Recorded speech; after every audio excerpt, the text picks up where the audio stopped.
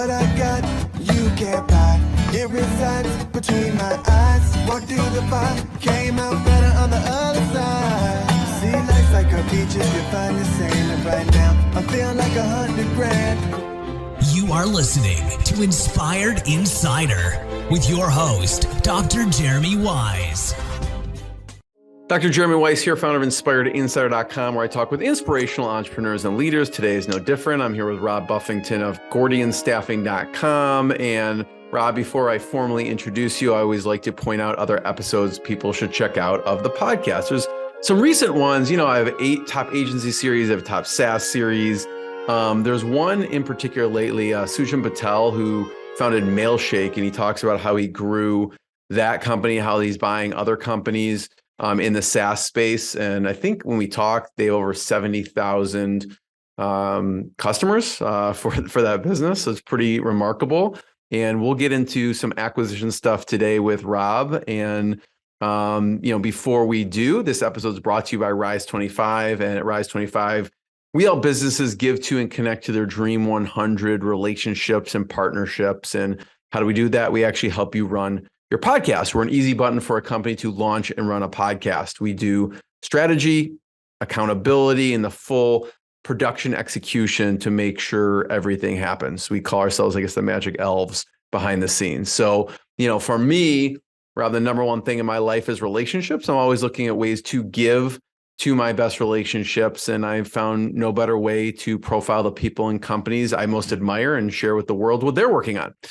So if you've thought about podcasting, you should. If you have questions, you can go to rise25.com. We've been doing it for over a decade now and love it. So without further ado, I'm excited to introduce Rob Buffington. And he grew a remote staffing company from 25 to 400 employees in 2 years, clients in 27 states, worth over $5 million. Currently he owns 7 companies with offices in 8 states in 3 countries. And each is run remotely, which is pretty remarkable. And we'll talk about also, they really have a philosophy of giving, and each company engages in profit sharing and charitable giving with, over 6 figures in charity just from some companies alone. So Rob, thanks for joining me. Thanks for having me. Let's start off with, there's so many to dig into, like I mentioned, 7 different companies, but let's start off with Gordian Staffing and talk about what you do there. Sure. Gordian Staffing, very simply, is a recruiting company. We find the best talent regardless of where they are. We have offices in Mexico City, Guadalajara, and we have a satellite office in Manila. And as you said, we have over 400 employees that we've placed with clients in 27 states on a permanent basis. People tend to think of call centers, things like that. That's not what we provide. We provide college-educated, skilled employees that happen to live a little farther away, that can be very valuable members of the team. So what type of positions are common for people to come to you for? You would be surprised. Most people assume it's data entry or something like that, but customer service is very popular. Admin assistants, accounting, personal assistants. But we also have vice presidents and office managers and controllers, and we have very skilled people that assist companies. And the best part is that they hire people at one level and they grow with the company. So after 2 or 3 years, they have reached higher levels. Yeah, I mentioned, again, we're talking about 7 companies. Where does this fall in the evolution of your business journey? This was my 4th company. And as with most, I was my own first customer. And it worked so well for me that I told other people about it. They wanted to give it a try, and they've been very generous to us and have grown with us. What was the original idea? What were you experiencing with which of the businesses that allowed you to kind of use it for yourself? At the time, I had 2 property management companies and a building services company in California. And like so many people today, I was having staffing problems. And this was pre-COVID. This was 2016, 2017. So just, I know how bad it is today, but it's been bad for a while. And after having repeated turnover in a position and just not being able to keep employees and dealing with the EDD in California and the unemployment, just all the hoops to jump through, a friend of mine said, "Hey, I've been hiring people out of Mexico. You should give it a try." And so I did. And that was April. And by August, I had 10 people. Uh, and then I just kept hiring. I never fired anybody. I kept growing the companies. And as positions would open up, I'd ask myself, is this something that can be done remotely? And it was just absolutely game changing. We were able to staff more people, so the quality got better. And then because I saved money, I had more to pay the domestic employees so I could keep and retain the best talent. So it was just win-win. So I want to go back to the beginning of your journey when I won't ruin the story, but I know that you end up buying a business, but you were trying to do other things up until you were buying that business. What was going on at that point? Sure. So I've always wanted to solve problems. I've always looked at new ways of doing things. And in the crash of '08, I started buying short sale properties. I was in college at the time, and I was able to I bought my first property for $69,000. And then I bought another and I bought another, and it just kind of grew. And so the logical leap there was to get into property management for other people.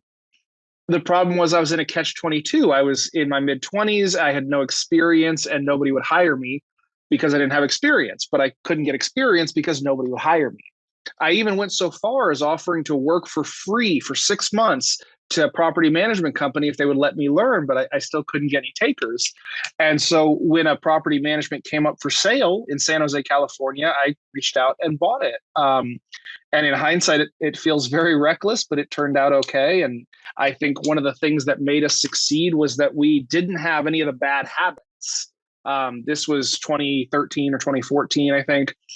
And we tried new things, we tried new technologies, we tried remote staffing, and it ended up being very successful. Were you looking for, at that time, specifically a property management company to buy? I was. Yeah. So what were you looking for as far as certain number of staff size or location? What was the criteria for you? Yeah, it had to be in our area, and I got fortunate that we found something that was about half an hour away. It had to be not so large that I couldn't handle it. Not that I was opposed to hiring staff, but I didn't want it to be so big that I was just going to be jumping into something I couldn't control because I was still young. Had to be able to afford it, of course. But I also didn't want it to be something that brought in $20,000 a year and was just a hobby. I wanted a full-on business, and so I was very fortunate that I found that. How did the financing work? Because you're young, right, at that time. Yeah. How do you end up financing that? I used an SBA 7A loan, so they covered 80%. I got the seller to cover another 10%. And then I convinced the broker to kick in a couple percent to me because I was a licensed agent. So I negotiated that down and ended up paying less than 10% total. Love it. Yeah, people and I think don't I got some realize working capital too. the SBA is a great It's amazing. deal. Yeah, as much as we love to gripe about the government, and I'm as guilty as anybody, the SBA does some amazing stuff as to start the economy. Like there are some amazing programs out there for a 7A, 504. There's a lot of good programs out there. EIDL and PPP, of course. Let's talk about the evolution, right? Because we're talking about, so the first is you were doing short sales. Then you're like, I need a property management company to help me manage this, or I'll have my own. And then you buy a property management company. What's next? After that, I bought another property management company that was about an hour north. Just wanting to grow faster, and that's actually what got us into HOA management. After that, the same broker who sold me the first company approached me because he had a building services company for sale that does gutter cleaning, window cleaning, power washing. Bought that company. That's the point where I bought it with partners, and that's a whole sidetrack we could get into, but that was not the best choice I could have made at the time, given that I didn't know the partners well. From there, that kept me busy for a couple of years, and then I started hiring remote staff, and I did that for myself for a few years. And then we founded. What was the remote staff doing? Were they doing more customer support, like for you at that time? Because obviously there's certain aspects you need to be on location. Sure. And what were you utilizing the remote staff for? What positions? We started with your basic customer service and admin assistant. answer the phone, take messages, type up proposals, send reminders, follow up on invoices, your basic stuff. But little by little, they began to grow with the company, and they would learn stuff. And I mean, they were, some of them are still with me, and they did amazing work. And now I have entire divisions that are run by people out of Mexico that have been with me for years. So very rewarding. So I want to hear next what's after that, but to point out, this isn't a small business thing. You know, I'm on the phone trying to do something with United Airlines. All these big companies are doing the exact same thing. They're having staffing all over the world, right? Mm-hmm. So there is a perception, I think, when I talk to some people of, well, you know, I don't want to be perceived and have someone in another country, but guess what? When you call American or United, you're talking to another country a lot of times. At least I found that. So what was next? From there, we founded Gordian Staffing. And then about a year after that, COVID hit and things really took off. After that, we founded Gordian Financial because people wanted more in-depth accounting help. And then Gordian Consulting in a similar time frame. And then in 2021 and 2022, we bought a property management company in Chicago, where you're at. We had an accounting firm, and then I bought a local website here focused on stuff for family because I wanted an excuse to do something with my kids and something that would help me learn the area more, because we've only been here a few years. So talk about Gordian Financial and what you do there. Sure. It's a third-party accounting firm. We do everything from the tiny companies that need their corporate books taken care of to some clients we're their entire accounting department, and we have a dozen people doing AP, AR, financials, et cetera. But the advantage there is that it's customizable, and we can combine it with the full-time staff. So maybe they need a couple of customer service people, financial back office, and then they need consulting to help them map out the processes and policies they need in place. Rob, talk about the management side of things, right? Some people, a friend, let's say me, I have a hard time, you know, just there's a lot going on with one company. How do you manage all these different entities? What does your day look like? Kind of like a squirrel bouncing on a trampoline. I just kind of go everywhere.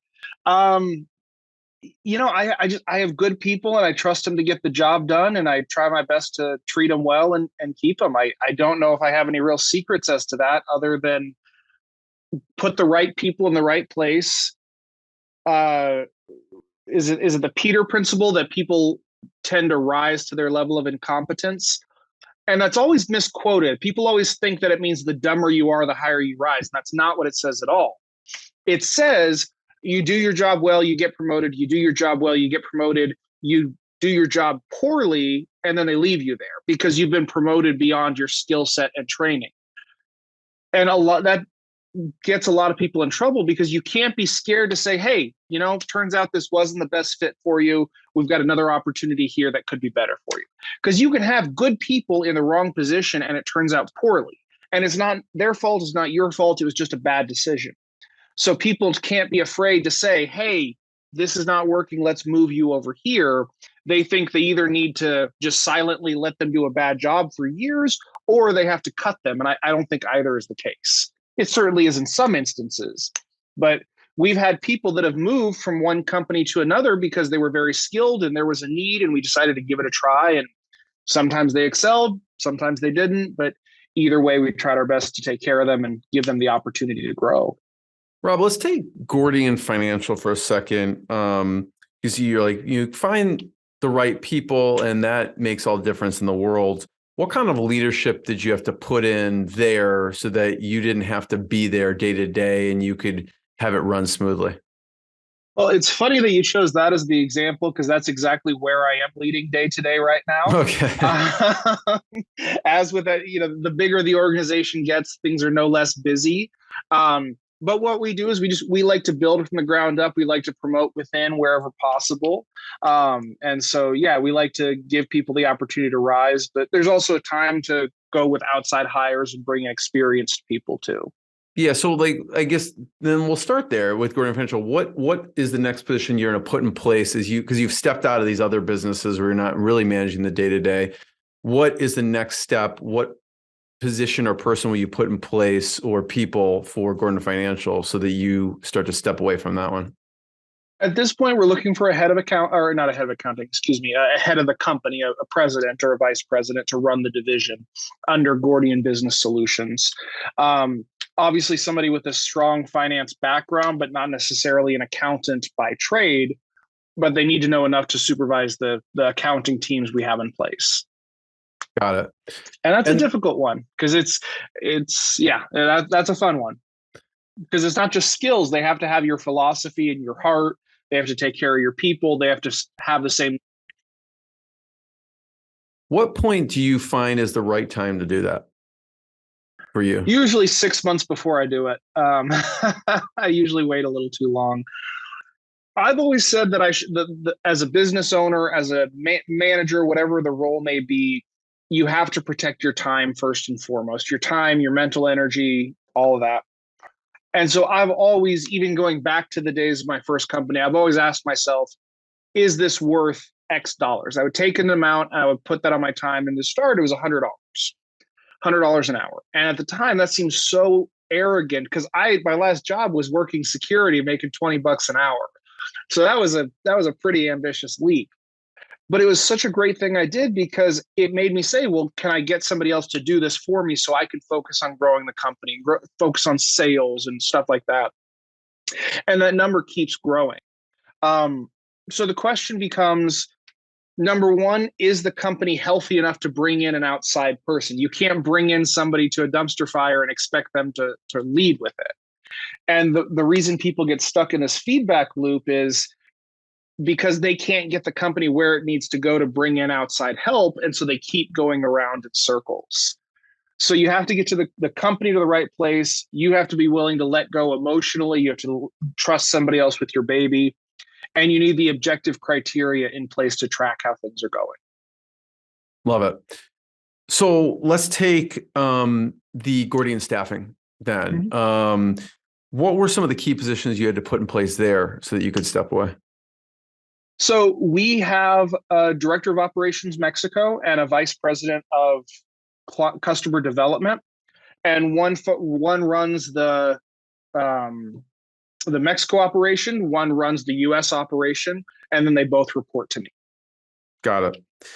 There was another, we were talking before we hit record, just to give a greater understanding about what you do. There was a company, I think, that has over 700 staff and more than 10% you helped with. What were some of the things you did there? As with any company, we started with them couple positions. Hey, let's give it a try. Let's see how things go. And then it was more and more and more. And then pretty soon it was 5 or 10 a month. And we just had regular onboarding days and it was just a well-oiled machine. And same thing, to my knowledge, they've never cut a domestic employee, but it's a high turnover economy right now. People are leaving. And it also helped them create new positions that maybe they wouldn't have done without the lower cost of labor. So yeah, we've been able to partner with them for several years now, and now they have over 10% of their staff with us. You have a high volume of, in general, helping people hire. What are some of the mistakes people make when they're hiring? Probably the most common is that they're hiring because they need help, and they don't have a clear plan of what that help looks like. They come to us because they're drowning. I need somebody. It's like, okay, great. What do you want them to do? Well, I need help. Okay, what kind of help? And that's one of the things we do is we help them walk through it and say, okay, I need somebody who's going to answer phones 50% of the time, and I'm going to have them do AP 30% of the time, and then they're going to check social media 20. We help them put it into objective criteria because too many people, they're drowning, and my heart goes out to them because I've been there. Some days I'm still there, but they don't have a plan. They don't realize it's going to take more time up front to train that person. So you actually lose productivity the first couple of weeks. In time, you build your way out of it. But most people think it's kind of like a plug and play system where they just show up and fix stuff, but you have to lead. So I'd say that's the most common problem we run into. So you'd say to someone, hey, map out all of the tasks or things you want someone to do. And if they have that, when they contact you, it'd be a much more fruitful relationship. So something I've told people when they call me and I feel like they're not ready is I say, I'll make you a deal. I want you to take a 3x5 card or like a yellow legal pad or something and carry it around with you. Or it can be a note on your phone, pull up the notes app. Every time you think of something that I wish I had somebody doing that, just jot it down and just do that for a week or two. And at the end of it, I want you to take a look at that and see if there's a job description in there. Because it's not going to be 100%. It's going to be like 80% of the tasks max.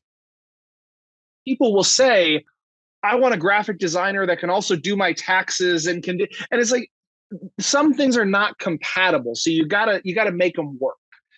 But one of the best ways to get started is to just start tracking things like, oh, I wish I had done that. Oh, I wish I had somebody who did that. And just let the list accumulate and see what comes of it. And then it sounds like people can then just categorize it and maybe there's chunks of positions within that list. Exactly. Yep. Love it. Let's talk about partners and some of the learnings from partners. Okay. You mentioned before, it's not always the case, but in that case, you had some learnings from having partners. I did, yeah. And I got to be careful because I have a non-disparagement agreement with them. Short version is when I bought the building. Yeah, like what would you do differently next time? I guess you could say. Jump in front of a train before doing business with them. No, I'm not kind of. I would have vetted them a lot closer. I was younger. The way it happened was I put my offer in for the building services company. I couldn't qualify on my own because I was broke. I didn't have enough to collateralize with for a 7A loan.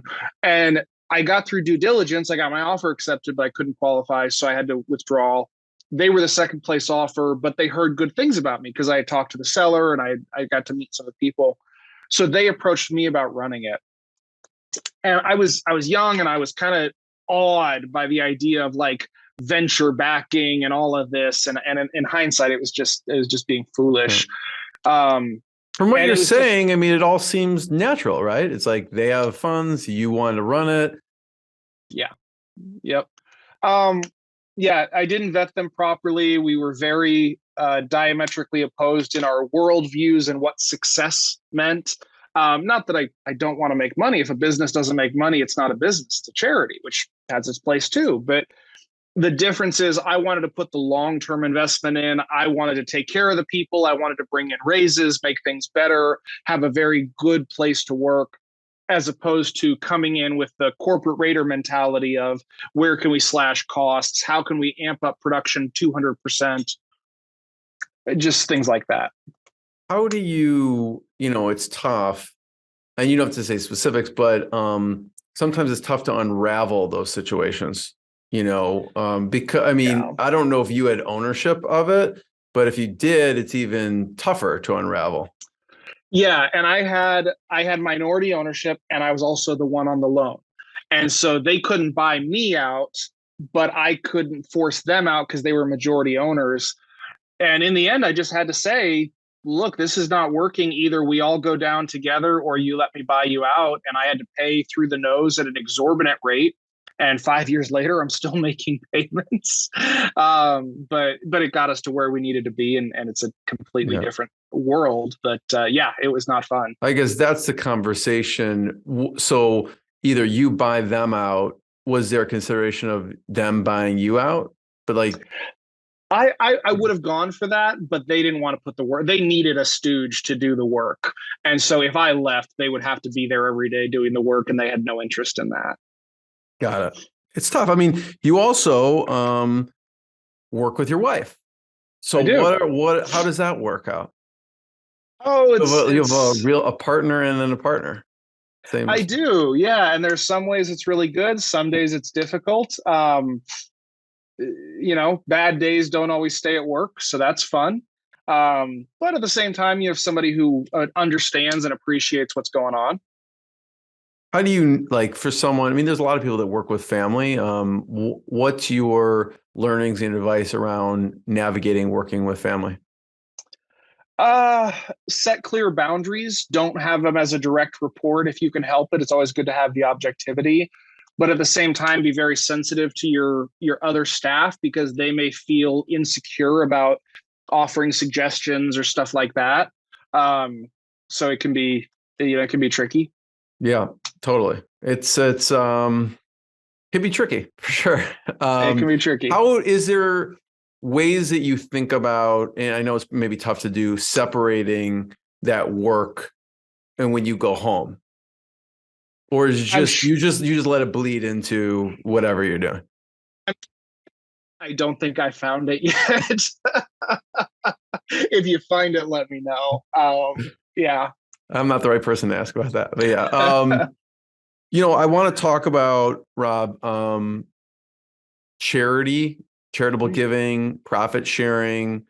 Talk about the profit sharing first. How do you think about that, and how do you implement? Sure. I've always been a big believer. I am a Christian. I'm, definitely not a great one, but it's who I am, and I'm proud of it.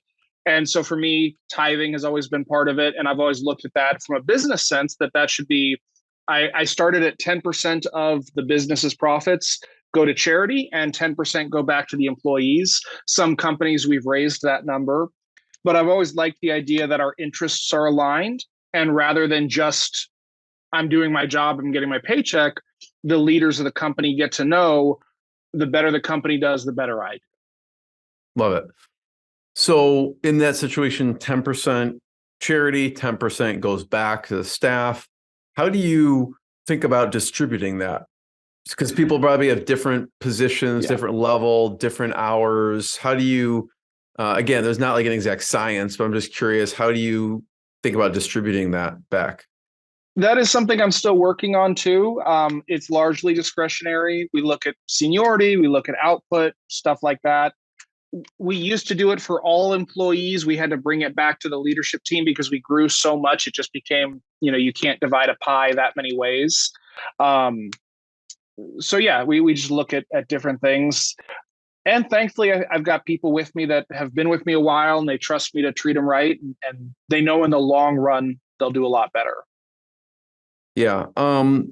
I have one last question, Rob, before I ask it. There's several websites, but I'll just point out two, and you can fill me in if there's any others, but GordianStaffing.com and GordianFinancial.com, I know are the two main ones. I don't know if there's any others you want to mention that we should point people to check out also. Those are the main ones. Those are the big ones. Okay, cool. Yeah. My last question is just, running all of these businesses, just wondering what your tech stack is. What do you like to use, whether it's with email, whether it's project management, whether it's communication? What are some of the softwares you use? Sure. So for email, we use a program called Help Scout. And it's similar to, say, Zendesk or Freshdesk. And what it is it allows us to have all of our emails in one program, and you can give people access to 7 different emails. And they work, we have multiple people in the same inbox. So most of our companies run on like client care at GordianStaffing.com.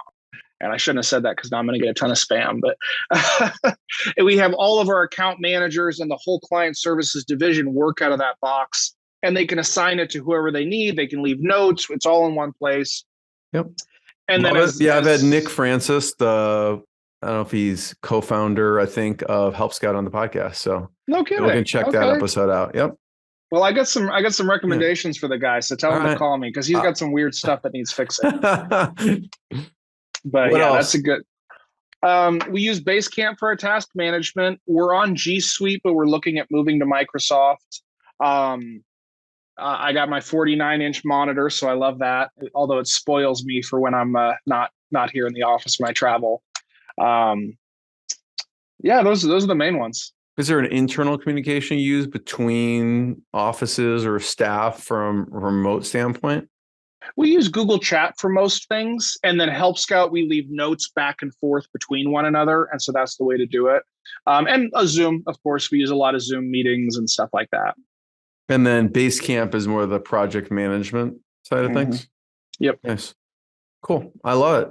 Rob, first of all, I just want to be the first one to thank you. Everyone can check out Gordian Financial. They can check out gordianstaffing.com to learn more. And thanks everyone for listening. Thanks, Rob.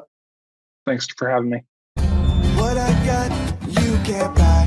It resides between my eyes. Walked through the fire, came out better on the other side.